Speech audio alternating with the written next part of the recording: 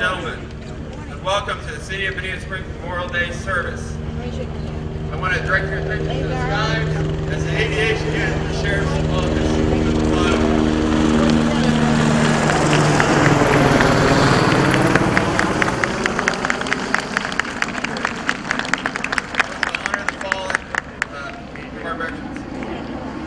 My name is Bobby Hunter, and I'm honored to be the chairman of the Bonita Springs Veteran Committee. Today is a day to remember the men and women who have paid the ultimate sacrifice. I would like to thank Sheriff Mike Scott for that flyover. I would like to ask Pastor Kevin Bradley from the First Baptist Church of Bonita Springs, chaplain of the Veterans Advisory Committee, to lead us in our opening prayer. Pastor Bradley. Stand together and pray.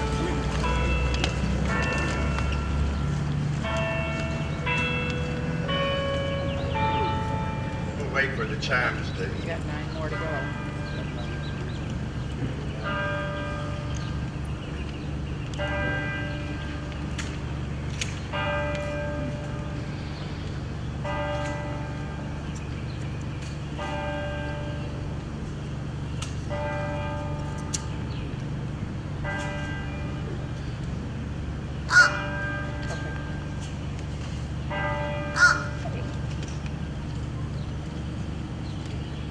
Lord, we give you praise and glory and thanksgiving. Thank you for this beautiful day in Riverside Park and this national holiday set aside to remember and honor those who paid the ultimate sacrifice for our freedom. Lord, we pray that you would be with their families today to comfort and bless them. Lord, we thank you for all our veterans who are here today and their families. It's such an honor to share the platform with these honored veterans. Some served in World War II, some in more recent conflicts. Lord, we thank you for all their service today to our nation. Lord, we thank you for our city and their leadership, our veterans organizations, law enforcement, fire, EMS, all who are working together today to lead us in this service. Lord, we pray that you would bless us, bless the program, bless this great assembly here today. Bless all of the meetings today that will happen around our nation. Be glorified in everything that's said and done. In Jesus' name, amen. Please remain standing while the Bonita Springs Fire Control Rescue District Honor Guard posts the colors. Gentlemen, please remove your covers.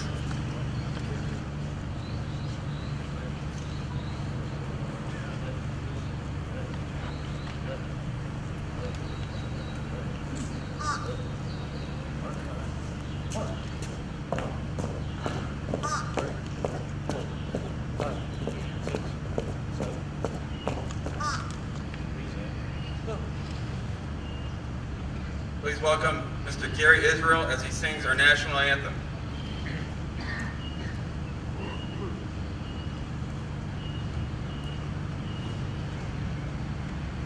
Oh, say, can you see by the dawn's early light what so proudly we hail at the twilight's last gleaming, whose broad stripes and bright stars through the perilous fight o'er the ramparts we watched were so gallantly streaming, and the rocket's red glare, the bombs bursting in air, gave proof through the night that our flag was still there. Oh, say does that star-spangled banner yet wave o'er the land of the free and the home of the brave?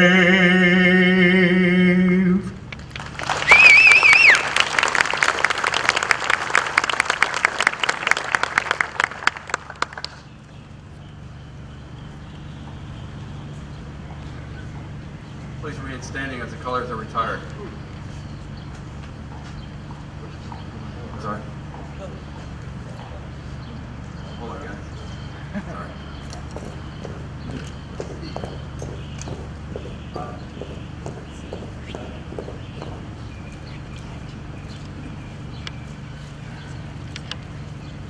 Will the members of the Veteran Advisory Committee and our special guest Ian and I come up here and say the Pledge of Allegiance. Pledge allegiance to the flag of the United States of America and to the republic to which it stands, one nation, under God, indivisible, with liberty and justice for all.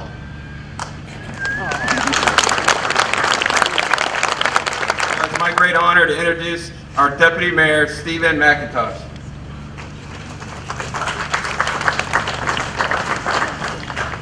Be seated, everyone. Thank you. My privilege to welcome here today on behalf of Mayor Ben Nelson, the City Council members, and our hardworking Bonita Springs City staff. And unlike the 4th of July and Memorial Day, unlike 4th of July and Labor Day, Memorial Day is really a day of reflection. It's a day to recognize those military service personnel with us today and honor those who can't be with us because they made that ultimate sacrifice. You may not know when a U.S. soldier dies, that soldier continues to touch you every day.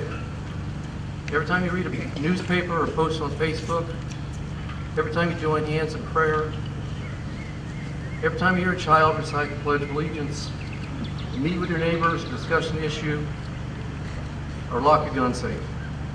Every time those things happen, the spirit of that soldier reaches down and covers you with a blanket of security, knowing they gave their life to protect the freedoms you so often carelessly and forgetfully disregard. Never forget them. Small token of recognition of the day and the service they've given. I'd like the veterans of the audience to stand, but first I'd like all the World War II veterans to stand, please. Help them if you have to. World War II vets, please stand.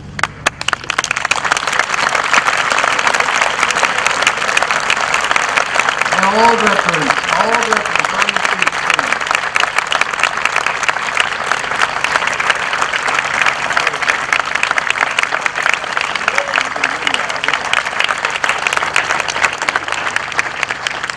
These are the heroes who represent our U.S. soldiers who've been killed in action or missing in action. Nearly 2 million lives have been given since the Declaration of Independence was signed. God bless each of you. God bless Bonita Springs, and God bless America. Yeah.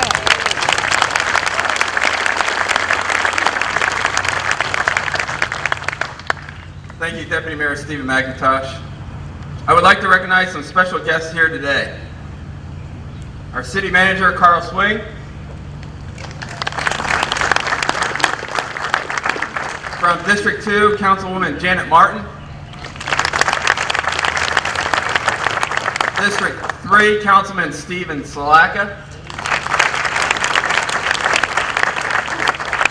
District 4, Councilman Peter Simmons. District 5, Councilman Mike Gibson. And District 6, Councilman Bill Lockhart.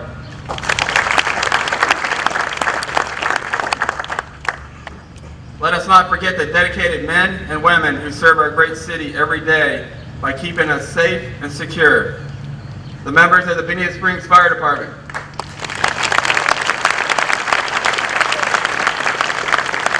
The members of the Lee County Sheriff's Office.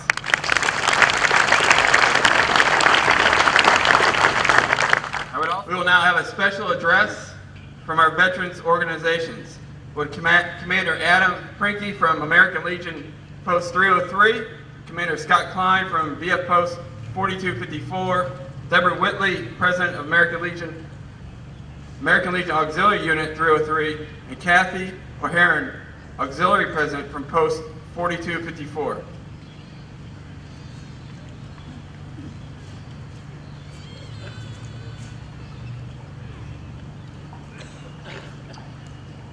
Good morning, ladies, gentlemen, and fellow veterans.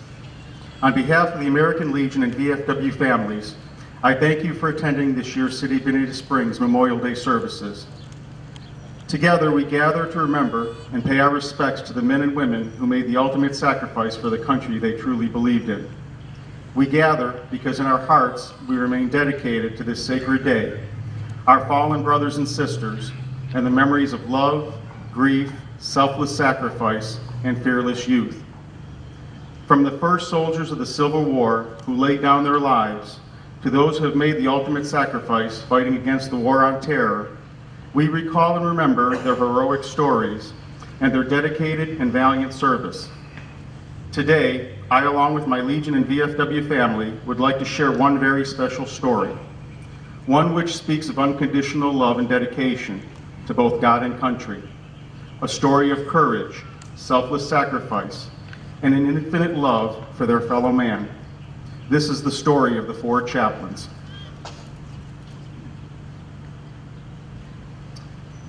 It was late in the evening on February 2nd, 1943, when the United States Army transport ship, the USAT Dorchester, entered the icy North Atlantic waters on its way from Newfoundland to an American base in Greenland. The captain was both concerned and cautious. He was well aware of the dangers that these waters possessed, for these vital sea lanes had become to be known as Torpedo Junction. It was known that these waters were heavily patrolled by German U-boats and that several ships had already been lost. At 12:55 a.m. the morning of February 3rd, a periscope broke the surface of the chilly Atlantic waters. Through the crosshairs, an officer aboard the German submarine U-223 spotted the USAT Dorchester. The ship was identified, targeted, and the order was given to fire the torpedoes. The hit was decisive and deadly, striking the starboard side amid the ship, far below the waterline, knocking out all power and communications. Aboard the Dorchester, panic and chaos was setting in. The blast had killed scores of men, and many more were seriously wounded. Those sleeping were awakened with fright and rushed topside, only to be first confronted by the blast of icy Arctic air, and then the realization that certain death awaited. Through the pandemonium, however, according to those present who survived, 4 Army chaplains brought hope in this trying time of despair. Those chaplains were Lieutenant George L. Fox, a Methodist, Lieutenant John P. Washington, a Roman Catholic, Lieutenant Alexander D. Good of the Jewish faith, and Lieutenant Clark V. Poling, a Dutch Reformed. Quickly and quietly, the 4 chaplains spread out among the frightened soldiers, desperately trying to calm their fears and attending to those who were wounded, offering prayers to those who they knew were dying and words of encouragement and guidance to those who would survive. By this time, most of the men who were able were topside and searching for a way to escape the rapidly sinking Dorchester. The 4 chaplains opened the only storage locker containing life jackets, began to hand them out to those in need.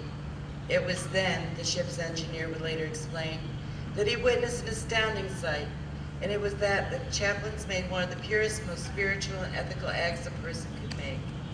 The storage lockers soon emptied of life jackets, and many young men were still waiting. At this moment, through their faith and courage, and their future legacy would be realized. For it was then the 4 chaplains removed their own life jackets and gave them to the next 4 frightened young men in line. It was the finest thing I've ever seen or hoped to see this side of heaven, said a survivor who witnessed the chaplain's selfless act. As the ship went down into its cold Atlantic watery grave, only 27 minutes from the time of the attack, survivors in nearby rafts could see the 4 chaplains, arms length, standing braced against the ever-slanting deck, their voices raised as one in prayer.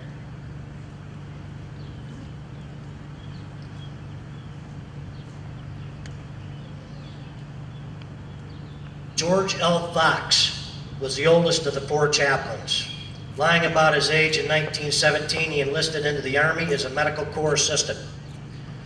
He was awarded the Silver Star, Croix de Guerre, and Purple Heart for his outstanding bravery and wounds received.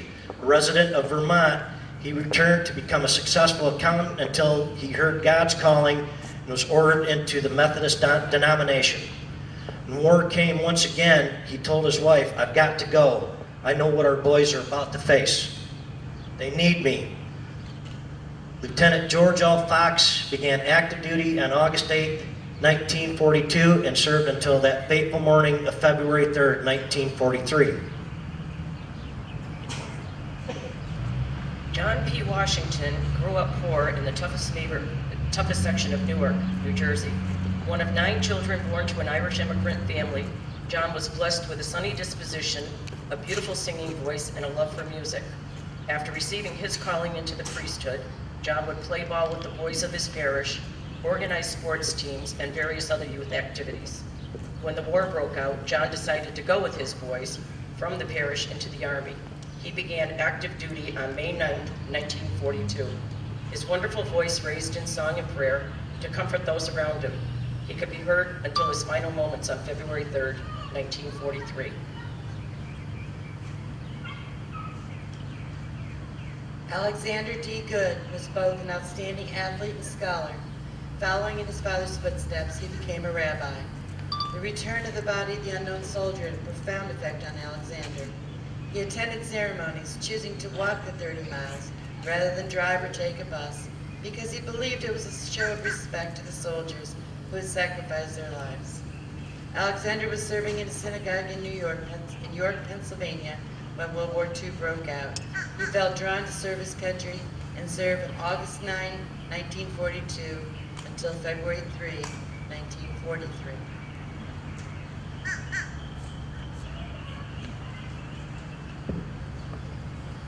Clark V. Poling was the youngest of the 4 chaplains and the 7th generation in his family to be ordained into the Dutch Reformed Church.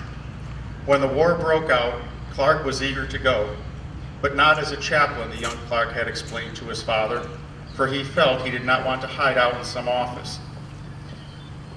The older Poling would explain that his son would see plenty of action on the front lines, caring for the spiritual needs of his fellow soldiers. So Clark enlisted as a chaplain. While Clark was preparing to leave for active duty on June 10, 1942, Clark asked his father to pray for him. "Not for my safe return," he would say, "for that would not be fair. Just pray that I should have the strength, courage, and understanding to do my duty for my men." He would make the ultimate sacrifice for his men aboard the USAT Dorchester, February 3, 1943. As we gather here today on this day of remembrance, let us call to mind the stories of our departed men and women who have served this country in uniform and paid the ultimate sacrifice for this great nation. Let us also remember those who still walk among us in their selfless service and the sacrifices they have made for our freedom. Finally, on behalf of both the American Legion and VFW families, I ask that you also remember and pray for those still serving in uniform today. May they be blessed with the strength and courage to endure the hardships of battle, and may God grant them safe passage home to their loving families and into the arms of a grateful nation.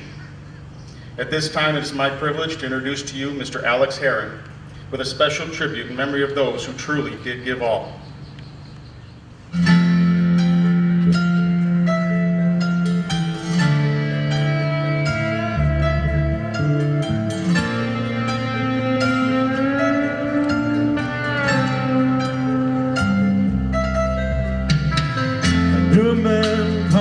Sandy came, few folks even knew his name, but a hero, yes, was he. He left a boy, came back a man, still many just don't understand about the reasons we all pray.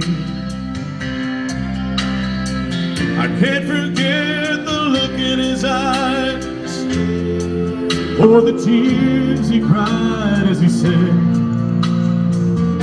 these words to me.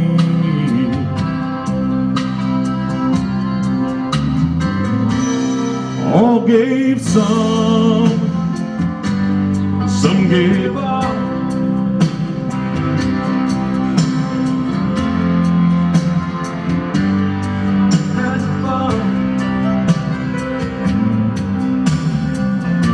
If you ever think of me, think of all your liberties and recall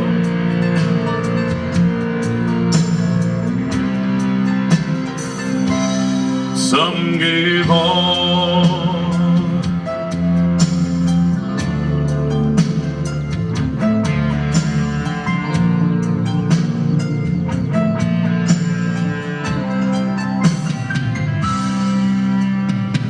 Now Sandy Kane is no longer here, but his words are all so clear as they echo throughout our land. For all his friends who gave their all, who stood their ground and took the fall to help their fellow man. Love your country and live with pride, and don't forget those who died, America. Can't you see?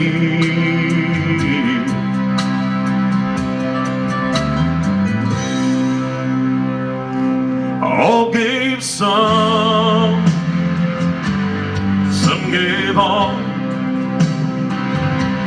and some stood true for the red, white, and blue, and some had to fall. Now if you ever think of me, think of all your liberties and recall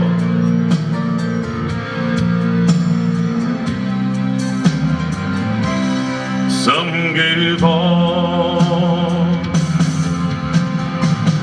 If you ever think of me, think of all your liberties and recall. Yes, recall. Some gave all.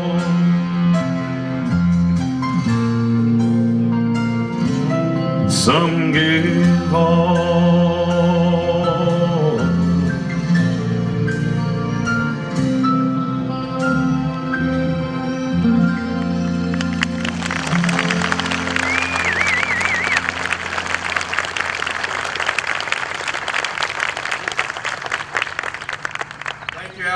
For that musical tribute. I would now like to ask Councilman Stephen Slacka to present the City of Bonita Springs Memorial Day proclamation and introduce our guest speaker.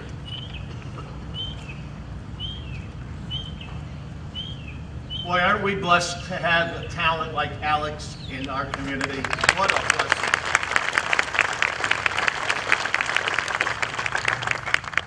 Memorial Day. Whereas in cities and towns throughout this great country, Americans will join together on May 26, 2014 to honor the fallen heroes of our armed forces.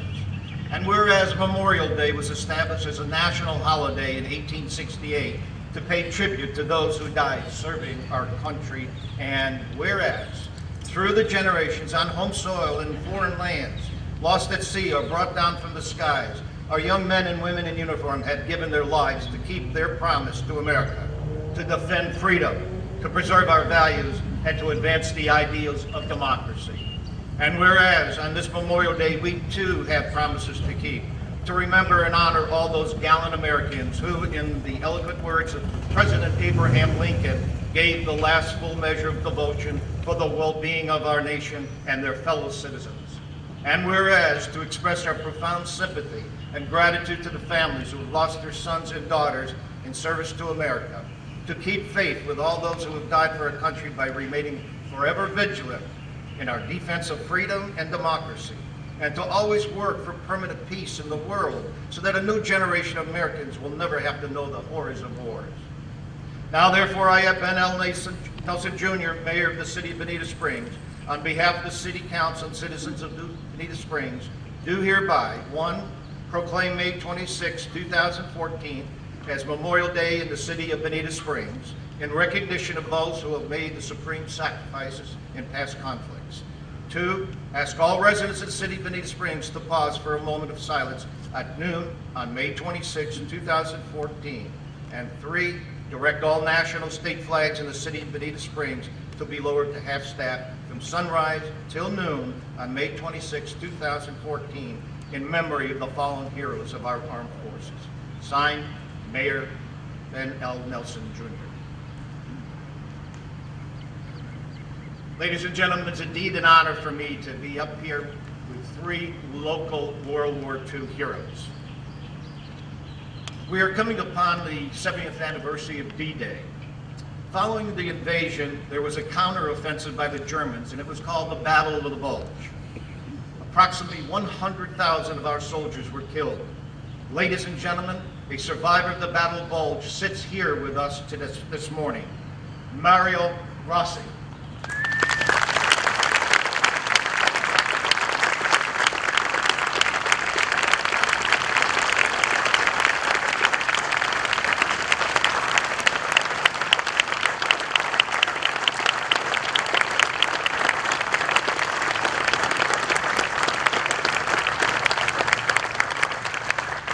Behind me, Walter Samuels, survivor from Stuttgart, Germany in World War II.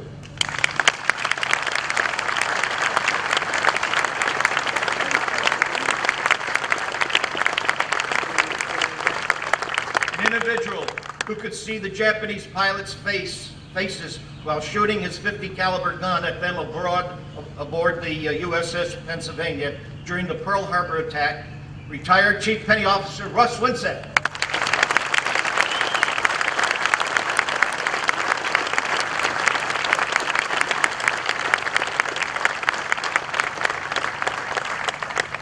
Ladies and gentlemen, joining us this morning, sitting next to Councilman Peter Simmons, is the first Bonita Springs resident who is a candidate running for U.S. Congress, Curtis Clausen. You may be seated. Another hero from Vietnam, our guest speaker today, Nicholas A. Romano.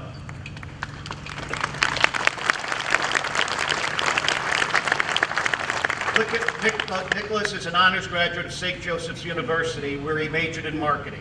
He is married, has 2 children, and 8 grandchildren. A resident of Bonita Springs, he owned and served the CEO of several businesses. Nicholas served in the U.S. Army during the Vietnam Tet Offensive. It was one of the bloodiest battles as North Vietnam and Communist Viet Cong launched a strategic attack against the U.S. troops in South Vietnam. Nicholas was involved in a firefight and was wounded twice in the stomach. As he was being airlifted out, the helicopter was shot down and he received another bullet in the stomach. He was transferred to Japan and then to Walter Reed, where he remained in the hospital for a full year to recover. Nicholas is the recipient of the Purple Heart, Army Commendation Medal, Certificate of Achievement, Good Conduct Medal, and Vietnam Service Medal. He served on the staff of 2 major generals. Ladies and gentlemen, I give you Nicholas A. Romano.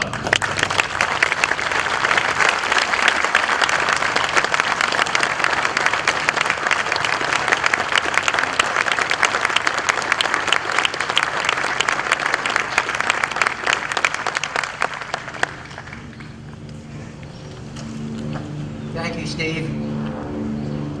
Morning, everybody. Morning. It's getting hot over there on the right-hand side. I'll be quick. It was only, I scheduled about an hour, but I'll try to keep it. Only kidding. I am proud, honored, and humbled to be the keynote speaker at this special Bonita Springs Memorial Day celebration. I would like to recognize and commend our Honorable Deputy Mayor, Steve McIntosh, and the members of our esteemed City Council for their commitment in providing these wonderful events that commemorate important holidays like this in a grand and meaningful fashion. Thank you for that.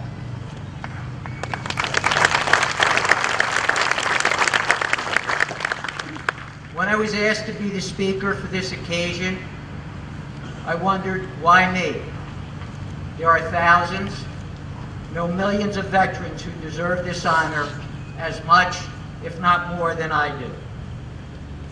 What then crossed my mind is what I should do is to draw upon the strength of so many veterans and to do my best to represent them honorably and with respect. I am a proud member of the Bonita Bay Club, and in planning for this event, I spoke to club's management, asking them to help rally and raise awareness of the many veterans who are Bonita Bay Club members. Club management endorsed and championed the idea and freely offered their resources to make this happen here today.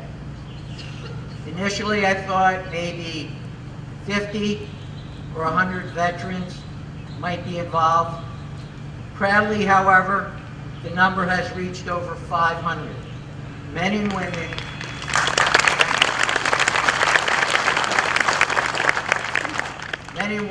representing World War I, World War II, the Korean War, Vietnam, Iraq, and Afghanistan. The soldiers ranks from PFC to generals who have earned an amazing number of medals and special commendations. I am not alone up here, and am drawing from the strength and dedication of the many proud, courageous veterans who are members of or associated with the Bonita Bay Club, and all the veterans who are out here today. A few examples of these great heroes from the Bonita Bay Club are John O'Neill, a Vietnam veteran, an Army captain, and recipient of the Bronze Star. John Gleason, helicopter pilot in Vietnam. John gave a speech at this park last November at the No One Left Behind Monument. Or maybe Leonard Tallarico, a doctor in the 102nd Division of the Army. During World War II, he was injured by a landmine explosion in Germany and spent the next 13 months in a hospital recovering from his injuries. He passed away in 2010. Or my favorite, the Foley family, Eileen and John. John Foley served in Korea. His father served in World War I. His two brothers in World War II. And their two sons, one in Lebanon in the Marines, and the other served in the Army in Iraq.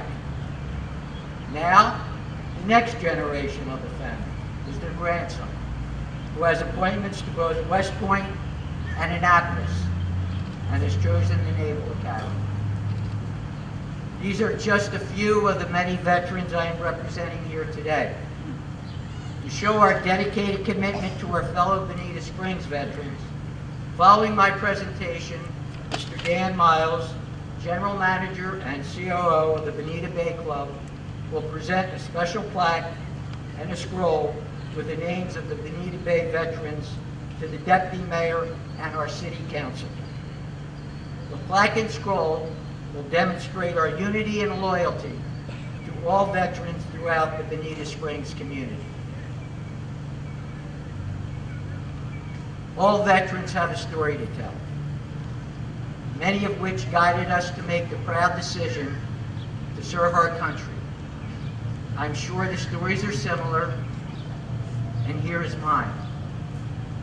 I was born and raised in Philadelphia, the city of brotherly love, the home of the Liberty Bell, Rocky, and where Dick Clark and American Bandstand originated. But most importantly, the home of the Philly cheesesteak. I lived in a typical row home with my parents, Joe and Rita Romano.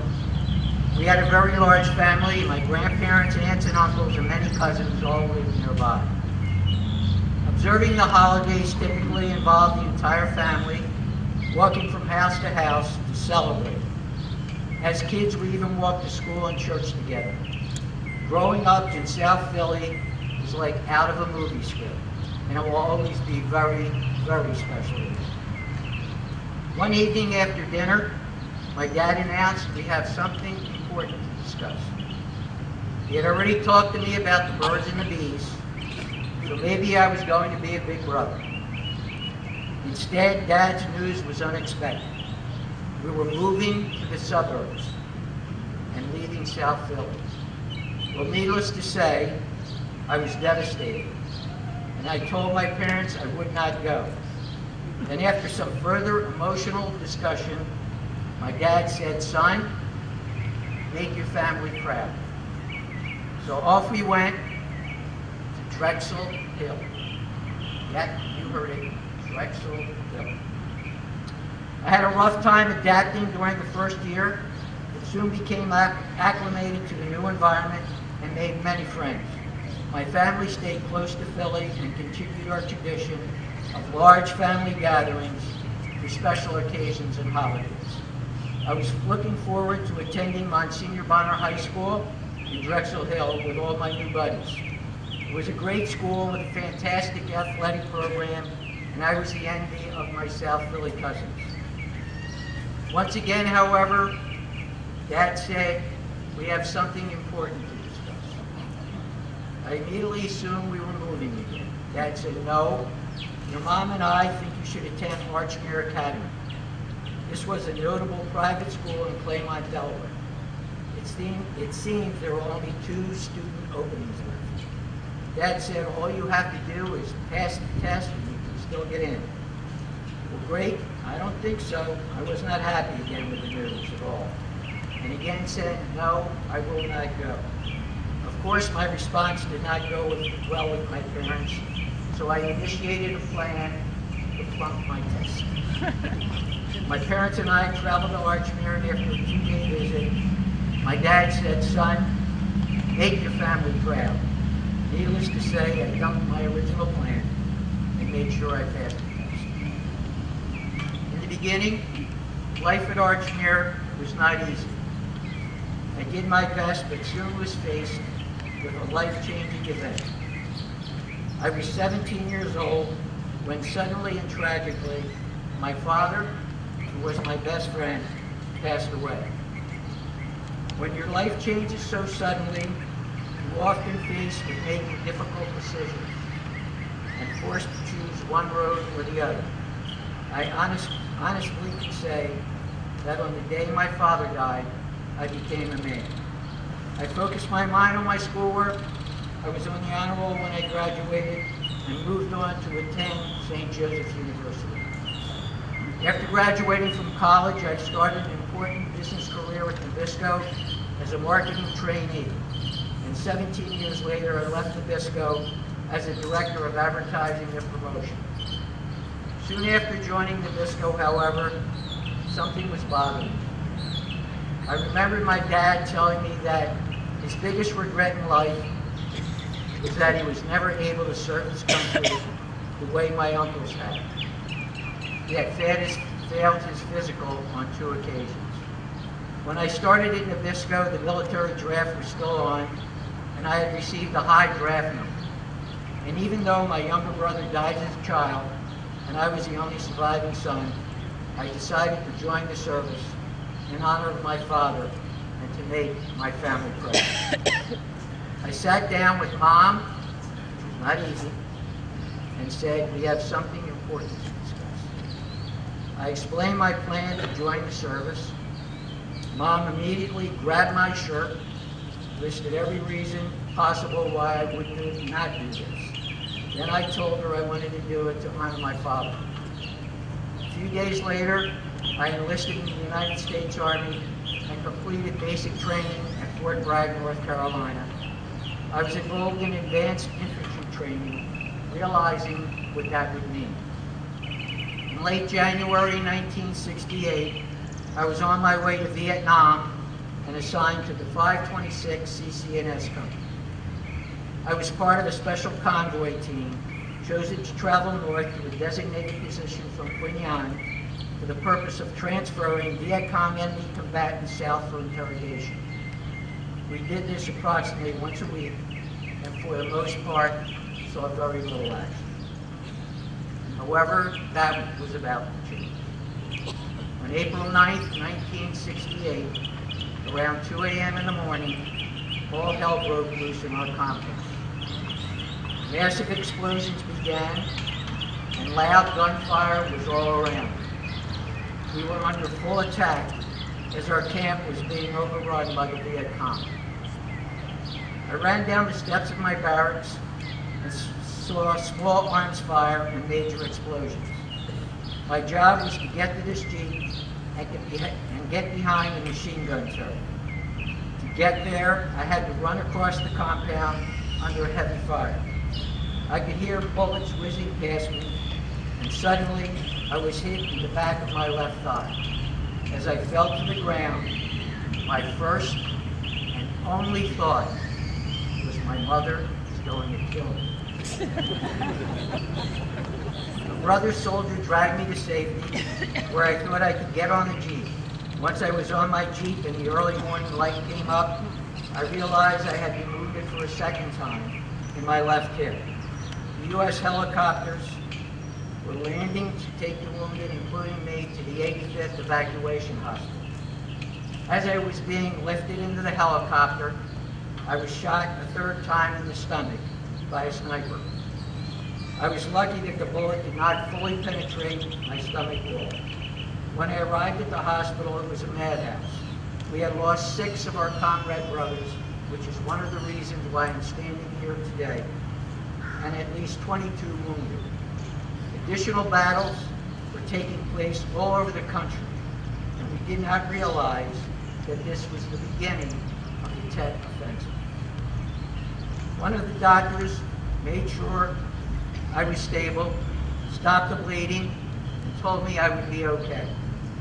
He then said he needed to get some of the more seriously wounded, and gave me some strong pain medication in order to put me through some tests.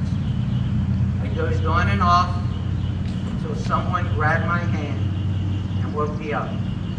The man told me he was a priest, and he was here to give me my last rites. I said, "Father, no, I'm going to be okay." To which he said, "I know, my son, but I'm giving you your last rites." 48 hours later, I woke up and found out that I had been operated on. The surgeons had removed a hematoma and repaired my shattered pelvis. I was then air evac to a hospital in Japan, where I underwent further microsurgery on the back of my left thigh. During my recovery, I was told that my mother had contacted the U.S. government and informed them that she had planned to sue the Viet Cong for injuring her son. I soon arrived at Walter Reed Hospital in the United States, and after 5 months of tests and rehab, I was finally able to go home and was greeted at the Philadelphia airport by my entire family and close friends. I was then assigned to Fort Meade, Maryland, where I served as an aide to 2 major generals and received an honorable discharge in 1973. At times, being a general's aide was more difficult and nerve-wracking than my duty in Vietnam. So that's my story. As I originally said, it is a story that could have been told by any of the 500 Bonita Bay Club veterans or Bonita Bay or Bonita Springs veterans here today.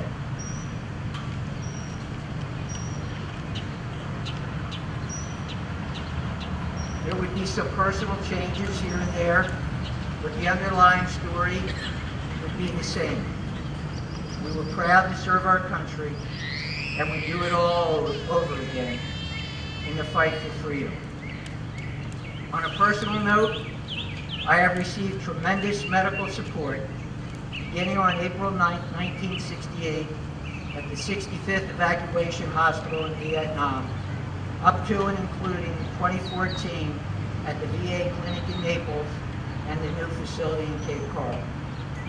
I have been truly cared for. Many times we do not get a chance to thank those individuals for all that they do. So please accept my heartfelt thanks for the wonderful support and care you give to so many of us. I would also like to thank my beautiful lifelong partner, Kathleen Romano, for providing me with joy and inspiration. I am blessed with 2 wonderful children, Joseph and Nicole, and their spouses, along with 8 amazing grandchildren. In closing on this Memorial Day, May 26, 2014, we can honor our fellow veterans who have passed away by paying homage to those who are still with us in this audience today. So will all the veterans please stand up.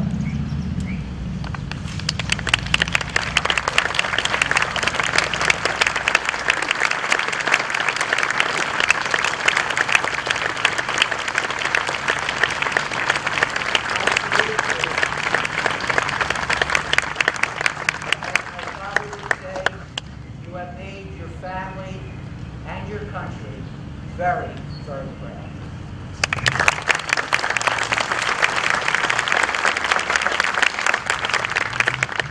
Without further delay, it is my honor to introduce to you Mr. Dan Miles, General Manager and COO of the Bonita Bay Club, who I call a true friend.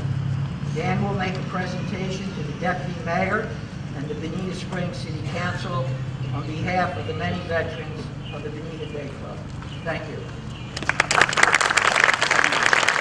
Good morning, everyone. Good morning. And thank you, Nick, so much. Let me start off by saying that the membership of Bonita Bay Club, its board of directors, all the residents of Bonita Bay, and I are so very pleased and appreciative of the opportunity to be here, participate with all of you in the celebration and memorial through today's many commemorative activities. We thank you, great city of Bonita Springs, the Honorable Mayor, members of the City Council, esteemed members of Bonita Springs Veterans Advisory Committee, and distinguished guests. You know, listening to the messages this morning and to Nick Romano's wonderful and perhaps not too uncommon story of valor is humbling and really reaffirms just how awkward and disconnected many of us are, like me, as we go through life reaping all the benefits provided to us by our courageous veterans, but yet oblivious and without the memories to understand the passion and the heroism displayed by so many. I had two uncles who served in World War II. Both were wounded twice.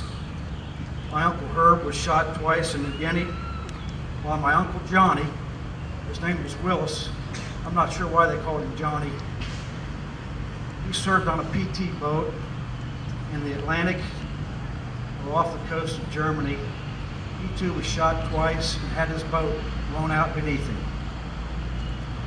My father, Lester Eugene, who I love dearly, being the youngest of the brothers, served in the Navy during the Korean conflict from start to finish.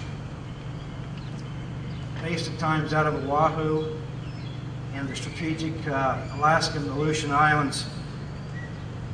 Dad served in the Sea of Japan aboard the mighty Essex-class aircraft carrier, the USS Valley Forge. But Dad never talked about this much, and to my shame, I never asked him. Oh, I'd visited many veterans memorials, foreign war monuments over the years. I've been to the National Cemetery in Arlington a couple of times. I spent time walking the length and gazing at the wall, for example. But I didn't really get it. These were meaningful. This was a good thing, and I was thoughtful. But still, I didn't have the experience and the knowledge and understanding to really grasp what it was I was looking at. You see, for many like me, most of my contemporaries, the late baby boomers, many of us never served in the armed forces. As young post-Vietnam kids, we never saw the draft. From high school, we happily entered college, unwittingly entitled and selfish. From there, without any pause, moved into pursuing careers and raising families. So many of us are so fortunate and so very blessed. And unfortunately, we rarely stop to think about the generational sacrifices so many brave have made for us so that we might live these lives. Several years ago, my wife and I had the opportunity to take my mother and father back to Pearl Harbor and to visit the war museums and monuments there on Oahu. And as we toured the USS Arizona Memorial, I observed my dad, and I could see that his mind and his thoughts were somewhere else. He'd gone off somewhere that I could not go. This was important to him. Then a couple of years ago, my wife and I visited the American Cemetery Memorial in Normandy, which of course is situated on the beautiful bluff overlooking Omaha Beach. And being there in the presence of nearly 10,000 fallen American soldiers was nearly more than our hearts could bear. Emotions that well up in that environment are indescribable. It was there, Normandy, and I finally got it. We arrived haphazardly as tourists, without expectations, unprepared. We left, like so many, carrying a heavy burden. Some things were broken, some things fixed. As the often quoted Oliver Wendell Holmes, who first said that Memorial Day ought to have meaning also for those who don't share our memories. And I think that's me. And I see it becoming increasingly important today because the reality is that it's people like me that now have the greatest responsibility to preserve the honor and to recognize the sacrifices of our grandfathers, fathers, uncles, older brothers. Today we see our children, nieces and nephews now committing to the same course that so many braved before them. Isaiah wrote, "The righteous perishes, and no man lays it to heart." That's what we can't let happen. That's what we can't let happen. So today's message is about waking up.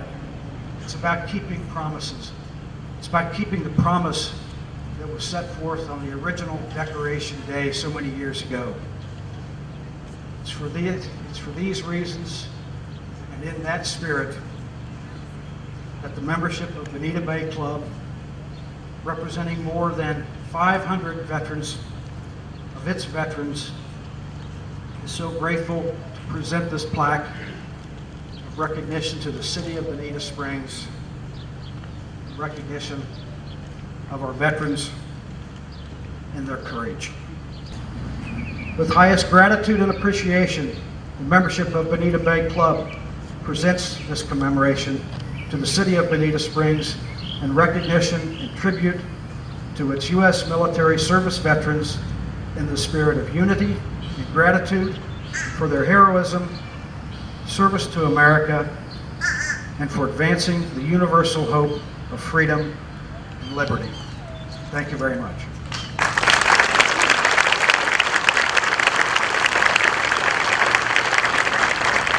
I'd like for my fellow city council members to come up here to receive this, please. Especially retired Lieutenant Colonel of the U.S. Air Force, my friend, Councilman Stephen Slacker.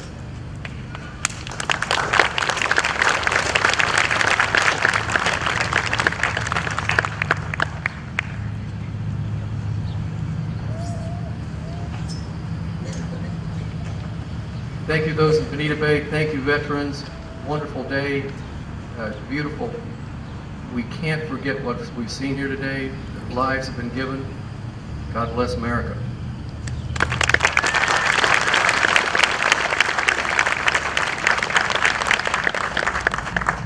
I would now like to direct your attention to the rear of the park. We're going to have the dedication of aisles of flags. While the respective family members make their way to the aisle of flags, let me take this time to identify exactly what those flags represent. On the back of your programs, there are 100 names of Bonita area veterans who have either made the ultimate sacrifice or have passed away serving their country during its time of need. Each flag has at one time adorned the casket of that respective veteran. Each flag is numbered 1 to 100, and each family member or friend who is standing witness alongside of that respective veteran. I thank you for your service. I ask the members of the American Legion 303, VFW Unit 4254, and the Daughters of the American Legion Revolution Barefoot Beach Chapter come forward for the laying of wreaths. In doing so, they not honor those 100 deceased veterans represented by the aisle of flags, but they represent all of our fallen veterans.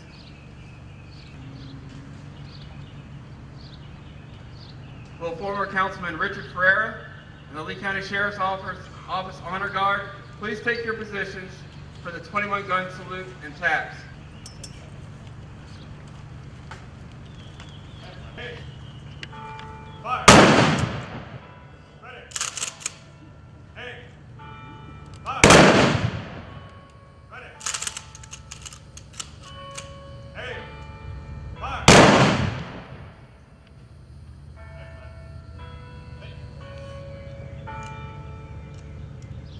Reset. Up.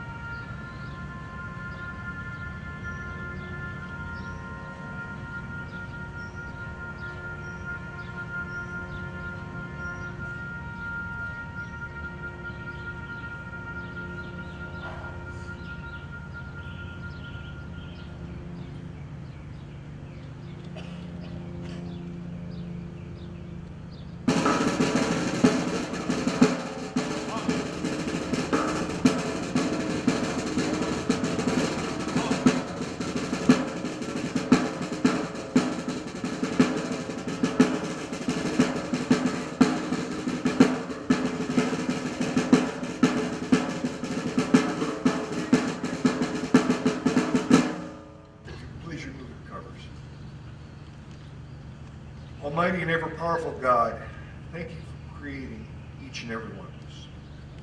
Thank you for this memorial service. We have remembered and respected those who gave their lives.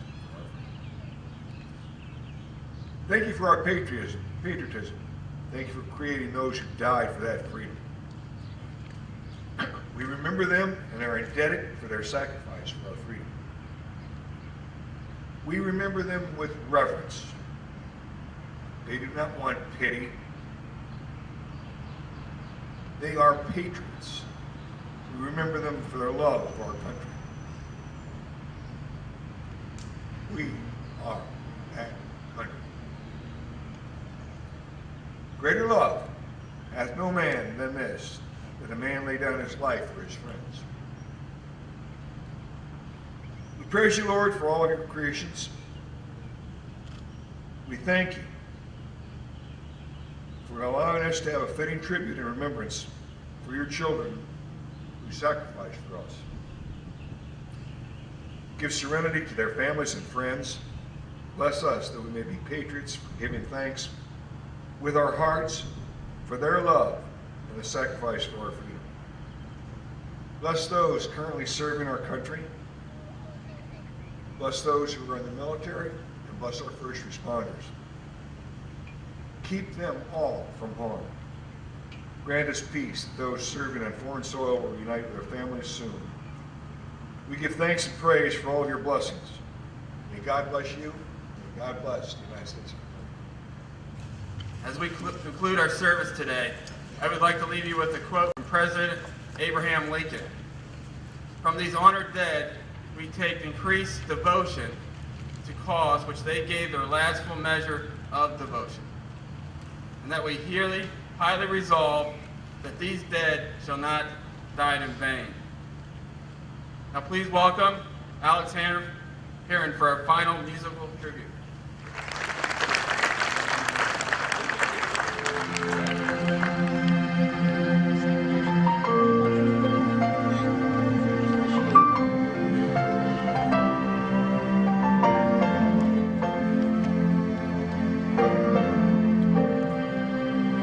He grew up in a time when a third grade education was all you really needed to work the family farm, take time off on Sunday.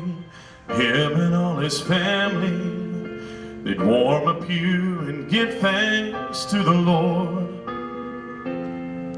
There was no gray, only black and white. He didn't need no one to tell him what was wrong or right, 'cause he had God, family, and country.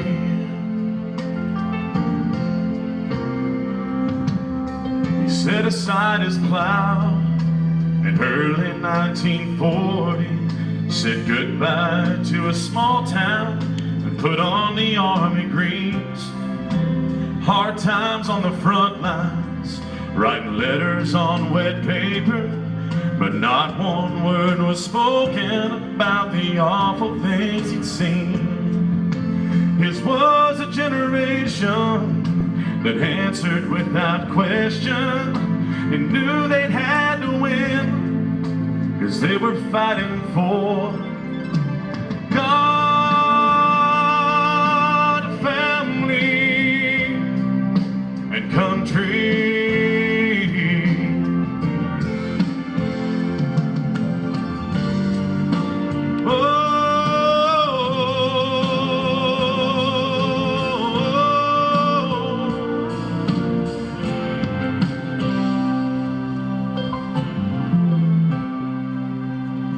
On the coffee table sits the family Bible, where just last year he added my little boy to the family tree. There's a folded flag they gave us on the day he left us, but the thing that I remember most is what he believed in God, family, and country. Oh, in God, family, and country.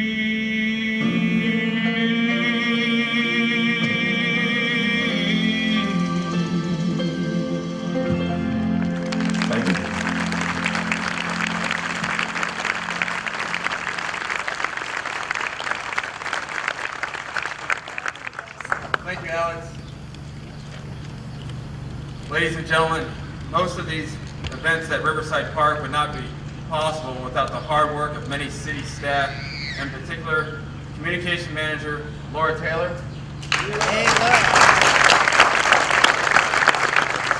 and her staff Patrick Lippy and Joanne Lawrence. Also, would like to thank the park maintenance staff for this beautiful park.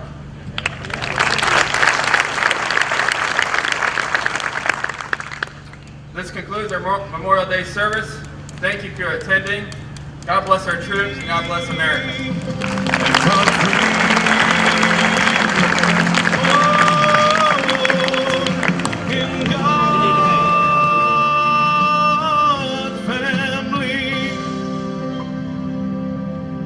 And country